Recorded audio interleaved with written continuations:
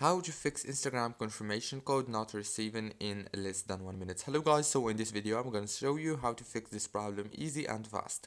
All what you have to do is very simple. Just open the settings page on your phone, go to the apps, go to the apps manager again right here, go to the Instagram app, and now on this page you will find all the app informations on your phone.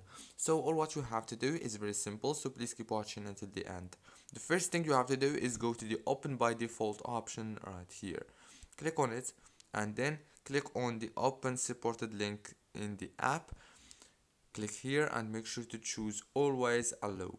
Go back again, click on force stop, and now restart your phone or turn it off and turn it on again and reopen Instagram, and the problem must be solved. If it's not, then make sure to enable, or make sure to update your Instagram on the Play Store from here. Don't forget to like, subscribe, and thank you so much for watching this video until the very end. See you later.